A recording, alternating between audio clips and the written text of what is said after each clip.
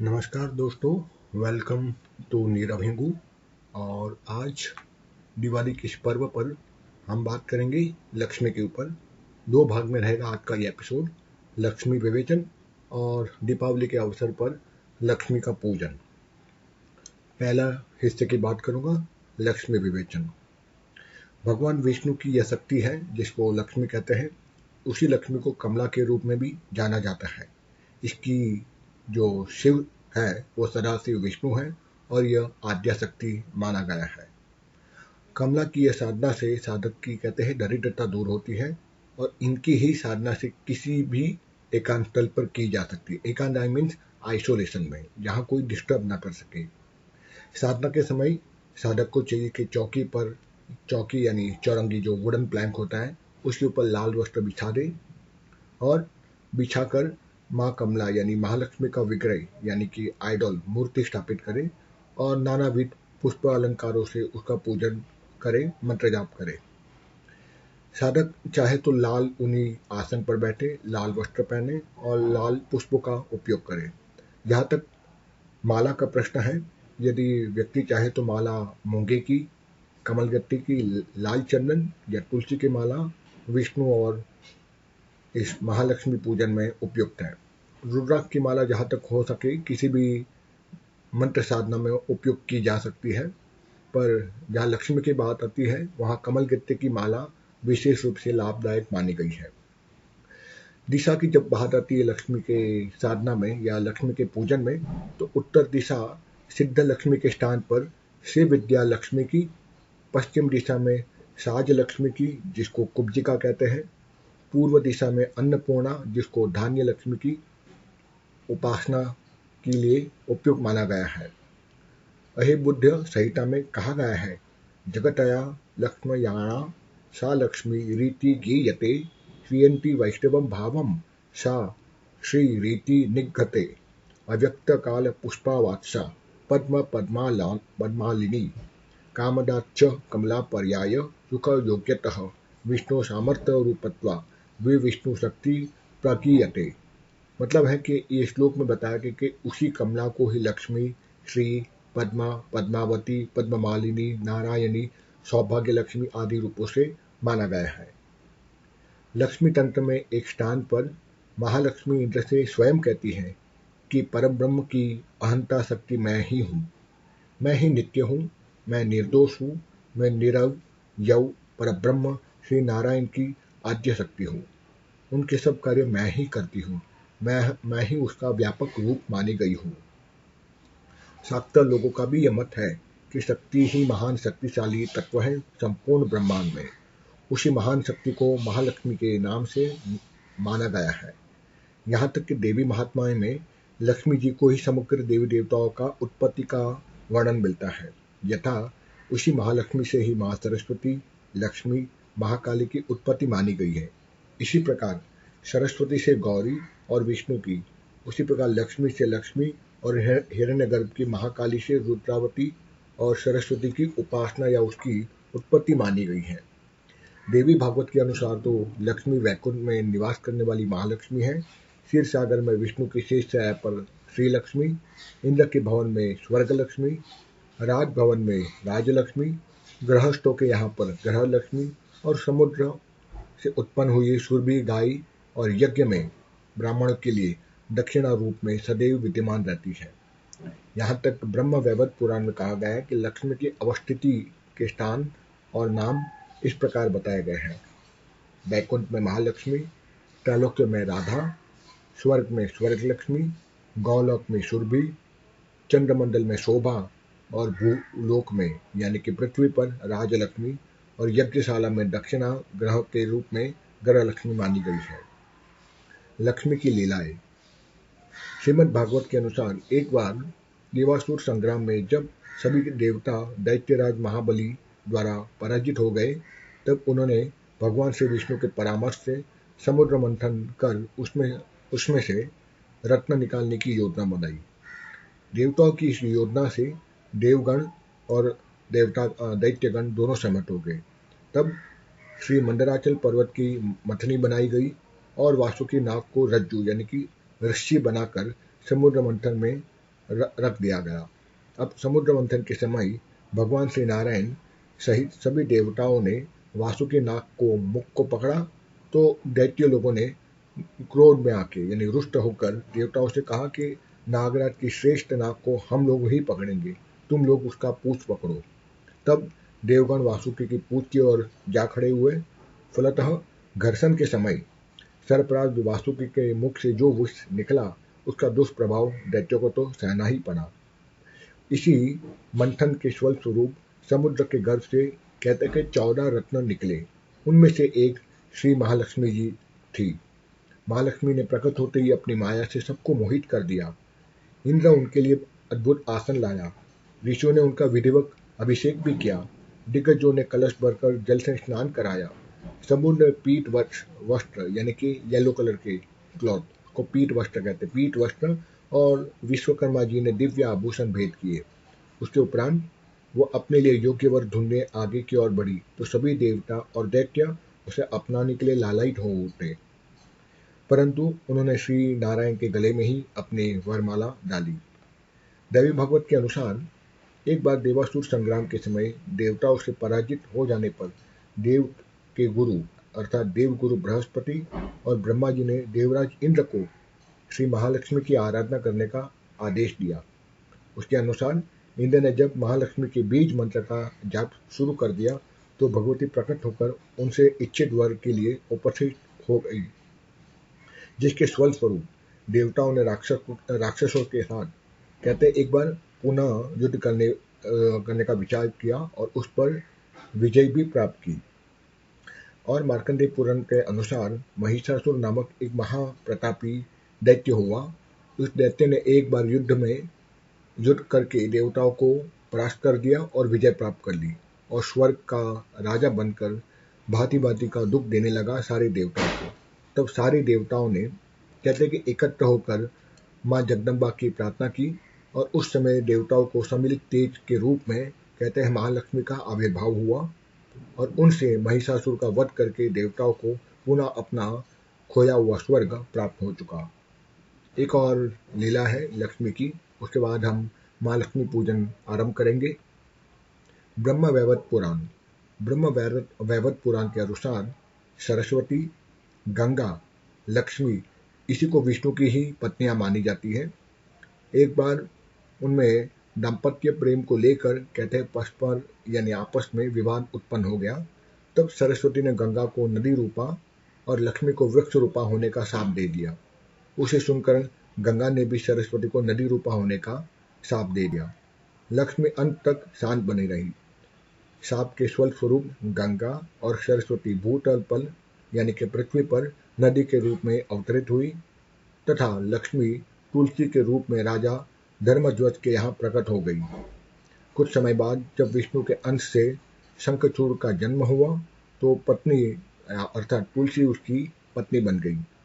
इसी घटना के बाद विष्णु ने गंगा को शिव के पास भेजा और सरस्वती को ब्रह्मा के पास भेजा, और अपने साथ शांत स्वरूपा लक्ष्मी को भी रख दिया।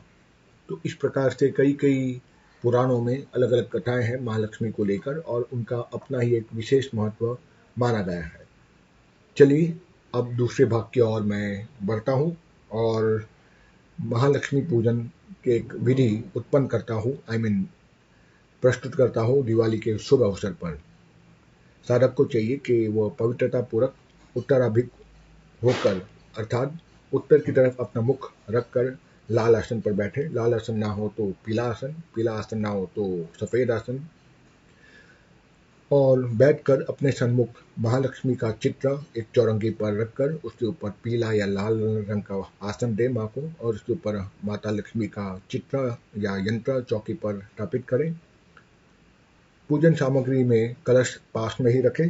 उसके पश्चात दीपक, गाय का दीपक हो, धूप, दीप, कपूर आदि प्रज्वलित कर प्रथम भगवान गणपति का ध्यान करें और साधना की सफलता के लिए गजानन भगवान से प्रार्थना करें, और उसके उपरांत ही महालक्ष्मी पूजन प्रारंभ करें, क्योंकि हमारे शास्त्रों में भगवान श्री गजानन को प्रथम पूज्य माना गया। पहले उनकी ही पूजा की जाती है, उसके बाद ही सारी देवताओं की पूजन की जाती है, चाहे शिव ही क्यों ना हो, चाहे माँ जगदम्बा ही क्यों ना हो। क्योंकि ये शास्त्रों के विधान है, अगर गणपति का पूजन पहले नहीं किया जाता तो पूजन अधूरा माना जाता है। गणेश प्रतिमा को लक्ष्मी के वाम भाग में रखें, अर्थात वाम भाग कहते हैं लेफ्ट साइड में रखें, क्योंकि गणेश पार्वती पुत्र होने के कारण ही लक्ष्मी जी की भी पुत्र के समान है। गणपति का ध्यान। ओम सुमुखश्चेकदन्तश्च कपिलो गजकर्णकः लंबोदरश्च विकटो विघ्ननाथो विनायक धूम्रकेतु गणाध्यक्षो बालचन्द्रो गजानन द्वासते तानि नामानि यः पते शृणु यादपि विद्यारम्भे विवाहे च प्रवेशे निर्गमे तथा संग्रामे संकटेश्चैव विद्या तस्य न जायते शुक्लाम्बरधरं देवं शशिवर्णं चतुर्भुजं प्रसन्नं वदनं ध्यायेत् सर्वविघ्नोपशान्तये। ये भगवान गणपति के 12 नाम है। कहते हैं रोज इन 12 नामों का जो नित्य जप करता है उसका पूरा दिन मंगलमयी व्यतीत होता है। ध्यान के उपरांत अपने दाहिने हाथ में अक्षत यानी कि चावल, फूल और जल हाथ में लेकर पूजा चौकी पर भगवान श्री गणपति को अर्पित करें और उसके उपरांत पुनः हाथ में चावल लेकर इस श्लोक का स्वास्तिक वाचन करें, अर्थात ये पवित्र श्लोक का उच्चारण करें या सुन ले हाथ में जल और चावल लेकर। स्वास्तिक वाचन।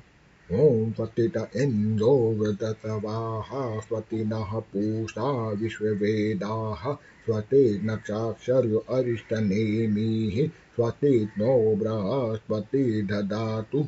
ओम पय पृथ्वी पया पयम् औषधि पुष्पयो दिव्या अंतरिक्षे पयो धापय स्वस्ति प्रतिशहन्तु वहान्त। ओम विष्णुर रातमसि विष्णु सपत्रेत्यो विष्णु शयूरसि विष्णु दुभ्योषि वैष्णवामासि विष्णेवेत।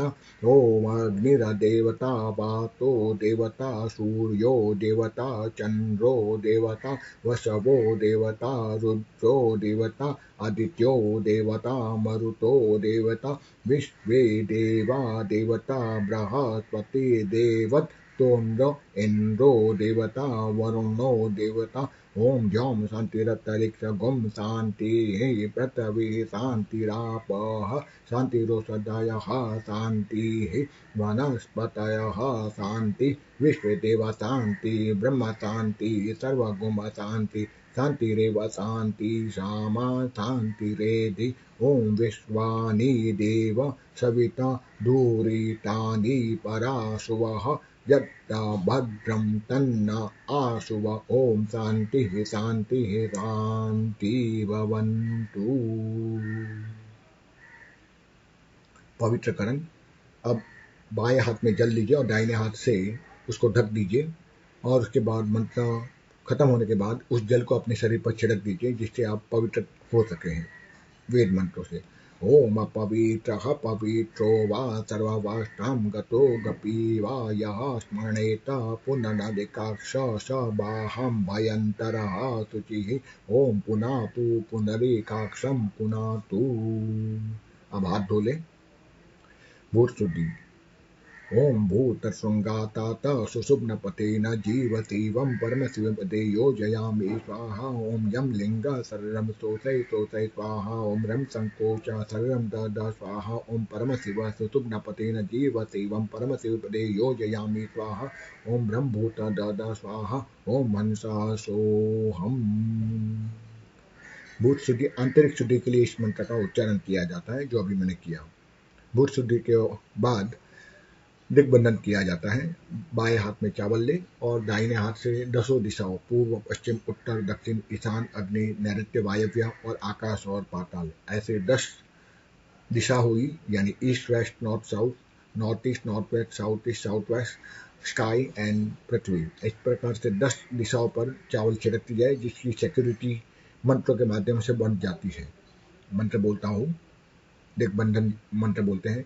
ओम अपसन्तु ये भूताः ये भूताः भूमि संस्थिताः ये भूता विघ्नकर्ता नशयन्तु शिवाय गणाः अपक्रमान्तु भूतानि पिशाचाः सर्वतो दिशं सर्वेषां विरोधेन पूजा कर्म समारंभे।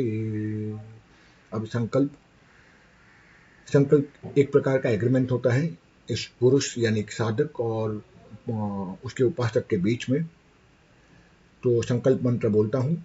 हरि ओम तत्तत् ओम नमः परमात्मने श्री पुराण पुरुषोत्तमाय श्रीमद्भगवते महापुरुषस्य विष्णुराज्ञया प्रवर्तमानस्य यस्य ब्राह्मणो द्वितीय परार्धे श्रीवैश्वेत वराह कल्पे जम्बूद्वीपे भरतखंडे भारतवर्षे आर्यावर्ते प्रति देशिक पुण्यक्षेत्रे रत्ति संवत्सराणां मध्ये अमुक नामनी संवत्सरे, जो संवत चल रहा हो उस संवत का नाम बोले। 1942 अभी संवत चल रहा है। शक संवत्सरे अमुक नयने दक्षिण आयन चल रहा है।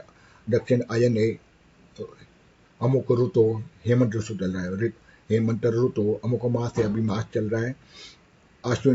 आश्विन मास से अमुक पक्ष यानी अभी चल रहा है कृष्ण पक्ष। कृष्ण पक्ष से अमुक तिथो अमावस्या, दीपावली अमावस्या को आती है।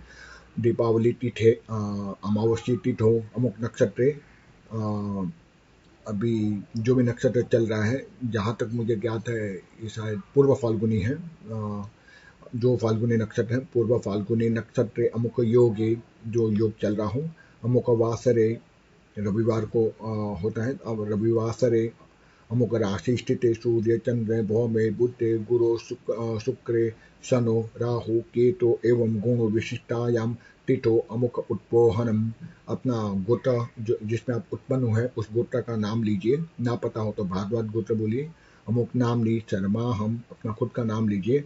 अहम धर्मात् काम मोक्ष हेतवे श्री लक्ष्मी पूजम अहम करिष्ये। पानी को नीचे छोड़ दीजिए। अब लक्ष्मी का ध्यान करेंगे। या श्री पद्मासनस्था विपुला कति तटी पद्मा पात्राया यत्ताक्षी गंभीरा वर्तनाभि तनूभरमिता शुभ्रवक्त्रोत्तरीया या लक्ष्मी दिव्य रूपे मणिगणः खच्चिते तापितां हेम कुंभे या नित्यं पद्महस्ता मम वसन्तु गृहे सर्वमांगल्य युक्ताः। श्री ओम श्री सच ते लक्ष्मी सच पन्या वाहो रात्रे पार्श्वे नक्षत्राणि रूप म अश्विनी वाव तमः इष्ट इम्न नारायण मुम्म ईशान सर्वलोकम ईशान लक्ष्मये नमः। श्वेतांबरधरे देवी नानालंकार भूषिते जगत्स्थिते जगन्माता महालक्ष्मी नमोस्तुते। पद्मासन स्थिते देवी परब्रह्म स्वरूपिणी परमेशी जगन्माता महालक्ष्मी नमोस्तुते। नमस्तु महामाये श्रीपीठे शूरपूजिते शंख चक्र गदाहस्ते महालक्ष्मी नमोस्तुते। आवाहन। दोनों हाथों को आपस में मिला लीजिए हथेली को, और फिर अंगूठा है वो अनामिका उंगली जो रिंग फिंगर रहते हैं उसके थर्ड फैलेंजिस में उसके उंगली के एकदम बेस में रख दीजिए, तो ये बन जाती है आवाहन मुद्रा। इसी मुद्रा को रख कर आवाहन करना है महालक्ष्मी माता का। मंत्र है सर्वलोकस्य जननी वीणा पुस्तक धारिणी सर्वदेव मयि मीशा दव्या मावा हयाम्यहम। आसन। अब एक पुष्प ले लीजिए, हो सके तो कमल का पुष्प मिले तो अच्छा है। कमल पुष्प लेकर माँ कमला को अर्पित करे। तब तक कांचन वर्णाभम मुक्तामणिम विराजितम अमलम कमलम दिव्यमासनम प्रति गृहताम। पाद्य। एक चम्मच जल लीजिए और माता के पैरों पर जल चढ़ाइए। सर्वर्तित समृद्ध भूतम पादम गंधादिभियुक्तम मयादतम ग्रहणेदम भगवती भक्त वत्सल्ये। अर्घ्य। वापस एक जल लीजिए और अर्घ्य दीजिए उनके हाथों पर। अष्ट गंधम समायुक्तम स्वर्ण पात्रम प्रपूरितम अर्यम ग्रहणम वदतम महालक्ष्मी नमोस्तुते। आचमनी। एक और जल चम्मच में लीजिए और उनको समर्पित कीजिए।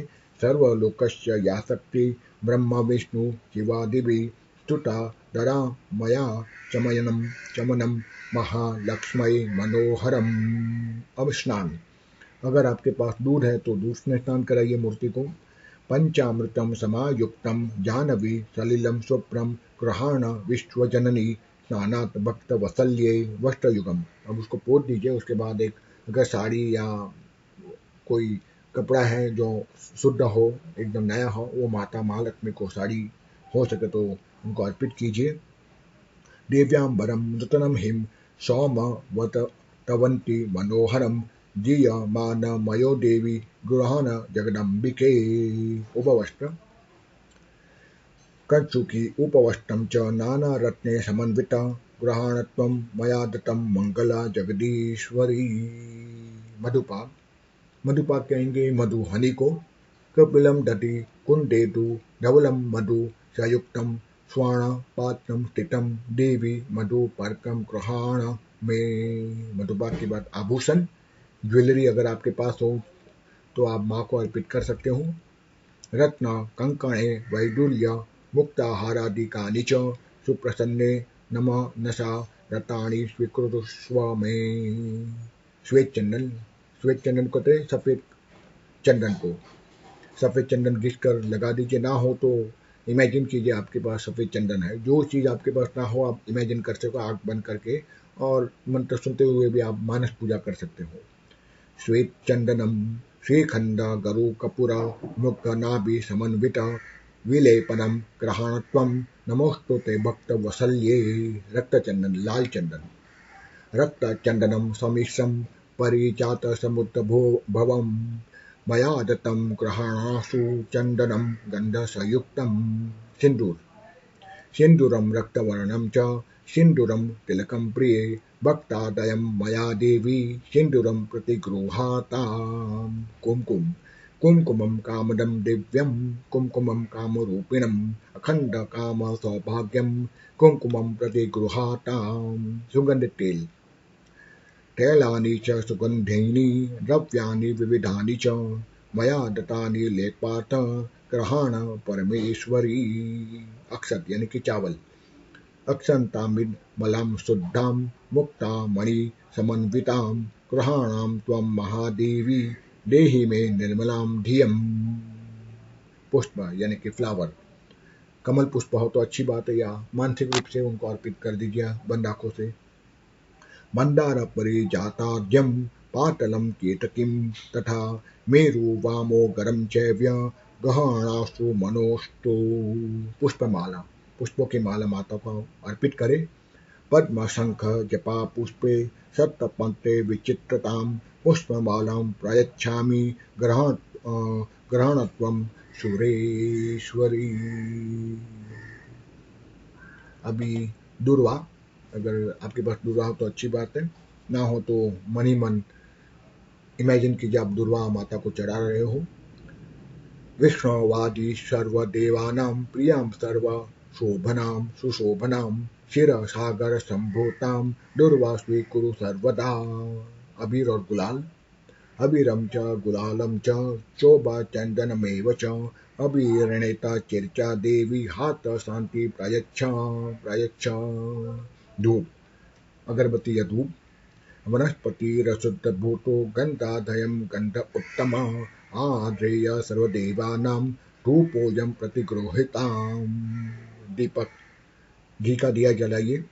कपूरवर्ती संयुक्तम धृतयुक्तम मनोहरम तपोनाशकरम दीपम गृहाण परमेश्वरी।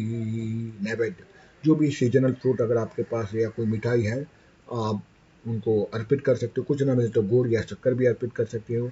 नैवेद्यम गृहातां देवीं भक्ष्य भोज्य समन्विता सत्तर रसे सर्वविंतम दिव्यम महालक्ष्मी नमोस्तुते। ऋतुफल जो भी सीजनल फ्रूट है आपके पास, ना हो तो मन भाव अवस्था में फल अर्पित कीजिए। फलेन फलितम सर्वम त्रैलोक्यम सचराचरम तस्मात् फल प्रदानेन पूर्णा सन्तु मनोरथा। आचमनी खाने के बाद हम जल पीते हैं, उसी तरह माता को भी आचमनी जल दीजिए ग्लास से भरा हुआ। शीतलम निर्मलम तोयम कपूरेण सुवासितम आचमया तामीदम देवी प्रसिद्धत्वम सुरेश्वरी। तांबुल जैसे हम पान खाते हैं उसी तरह पान का बीड़ा भी देवताओं को अर्पित किया जाता है खाने के बाद। ए लाल वालंग कपूर नागपट्टादिभियुक्तम पुंगी फलेन संयुक्तम तांबूलम प्रतिगृहताम। दक्षिणा भेंट के रूप में 101, 501, कुछ ना हो तो 1 रुपया ही माता को अर्पित कीजिए दक्षिणा के रूप में। हिरण्य गर्भस्थम येम बीजम विभावशो अनंत पुण्य फलदामतः शांति प्रयच्छ मे। निरंजनम, कपूर लीजिए, जलाइए और उससे आरती कीजिए। चाहे तो एक छोटी वाटी में डाल लीजिए कपूर और उससे आरती कीजिए। चक्षुषं सर्वलोकानां तिमिरश्च निवारणम् आर्तिकयं कल्पितं भक्ताग्रहण परमेश्वरी। प्रदक्षिणा, माता के आसन के आसपास क्लॉकवाइज घूमना चाहिए। वो ना हो सके अपने ही आसन पर खड़े होकर 3 बार घूम सकते हो। प्रदक्षिणा मंत्र बोल रहा हूँ। यानि कानि च पापानि ब्रह्म हत्या समानि च तानि तानि विश्वयान्ति प्रदक्षिणां पदे पदे। नमस्कार। मंत्रहीनं क्रियाहीनं भक्तिहीनं सुरेश्वरी यत् पूजितं मया देवी परिपूर्णं तदस्तु मे। पुष्पांजलि, हाथ जोड़ नमस्कार कीजिए। केतकी जाति कुसुममयी मल्लिका मालती भवे पुष्पांजलि मर्यादता तावत् प्राप्ये नमोस्तुस्ते। प्रार्थना, सुरासुरेन्द्रे दिकीर्ता मौति कयुक्तं सदा सत्वा पाद पंकजं परावर परंतु वरम सुमंगलम नमामि भक्ता तव काम्य सिद्धये। अब मैं दीपावली पूजन के कुछ मंत्र का उच्चारण करता हूँ और हम आखिरी पड़ाव में हैं इस पूजन की समाप्ति पर। अब कुछ दीपावली की पूजन के मंत्र का उच्चारण कर रहा हूँ। बही खाता, अगर आपके पास अकाउंट्स की बुक हो, आप मेंटेन करते हो, अगर वो ना हो, सब कंप्यूटर पर चल रहा, कंप्यूटर को भी आप लैपटॉप को भी सामने रखकर उसका पूजन कर सकते हो। पुष्प कुमकुम केसर से तिलक कर सकते हो। मंत्र मैं बोल रहा हूँ। बही खाता पूजन। या कुदेन्तु तुषारहारं ज्वलवा या शुभ्र वस्त्रावृता या वीणा वरदण्डमण्डिता करा या श्वेत पद्मासना या ब्रह्माच्युत शंकर प्रभूति देवे सदा वंदिता सा मा पातु सरस्वती भगवती निशेष जाव्यापहा। लेखनी पूजनम, कहते हैं आपके पास जो पेन रहती है जिससे आप अकाउंट्स लिखते हैं उस पेन की भी पूजा करनी चाहिए। लेखनी निर्मिता पूर्वम ब्रह्मणां परमेष्टिनां लोकानां च हिताय तस्मातां पूजयाम्यहं। लेखने ते नमस्ते अस्तु लाभकर्त्रे नमो नमः। पुस्तके चर्चिता देवी सर्वविद्यानादा भवः। मध्यग्रहे धनधान्यादि समृद्धिं कुरु सर्वदा। कृष्णानन्दे कृष्णजीवे चित्रगुप्त करम स्थिते पुष्पांजलि ग्रहणत्वं सदैव वरदा भावः। कुबेर प्रार्थना, देवी प्रिय च नाथस्य कोषाध्यक्ष महामते ध्यायेऽहं प्रभु श्रेष्ठं कुबेरं धनदायकं। क्षम्यस्व मम दौरात्म्यं कोपा सिन्धो सुरप्रिय धनादोषि धनं देहि अपराधात् च नाशय। महाराजा कुबेर त्वं भूयो भूयो नमाम्यहं। दीनोऽपि च दयादश्च जायतु वे महाधना। तुला पूजन, यानी बहुत से लोग पहले जो ज्वेलरी करते थे, जो नापते थे तुला, यानी जिसको पर वेट किलिंग मशीन थी उसकी भी पूजा की जाती थी। आजकल होती है कि नहीं पता। फिर मैं मंत्र का उच्चारण कर लेता हूँ। त्वं तोले सर्वदेवानां प्रामाणामिह कीर्तिता अतस्त्वा पूजयिष्यामि धर्मात् सुखहेतवे। पदार्थ मान सिद्धयत्थे ब्राह्मणा कल्पिता पुरा तूल नामेति कथितां संख्यां रूपमुपहस्यै मस्यै। तिजोरी मंत्र। अब तिजोरी का पूजन करना चाहिए। धनदाय नमस्तुभ्यं निधि पद्मदीपाय च भवन्तु तवत्य प्रदानं मे धनाधान्यादि संपदा। कुबेराय नमस्तुभ्यं नानाभण्डार संस्थिता यत्र लक्ष्मी भवे देवी धनं चिन्ह नमोस्तुस्ते। मानदंड पूजनम, एक मानदंड रखते थे, एक मेन तिजोरी रखते थे, उस पर भी सिक्योरिटीज लगती थी, उस सिक्योरिटीज की भी पूजन करते थे। ब्रह्मदंडम तव मेवासी ब्रह्मणां निर्मितं तत् तत्वा शव तत्पदे तुभ्यं मानदंड नमोस्तुस्ते। अनोन्य पूजनम त्वमेव सर्वभूतानां साक्षीभूतं च वरः तवसि तस्मात् तुभ्यं नमः सचो ब्रह्म विष्णु शिवात्मकम्। तो इस तरह से यहाँ पर महालक्ष्मी का एक सामान्य पूजन मैंने उच्चारण किया। आशा रखता हूँ इस दीपावली 2020 के पर्व पर इस छोटे से मेरे प्रयास से आपको सफलता और कुछ लाभ मिलेगा। और इसी के साथ आज मैं आपसे आज्ञा लेता हूँ और नमस्कार करता हूँ और I wish you everybody happy and prosperous new year ahead and happy Deepawali to all of us.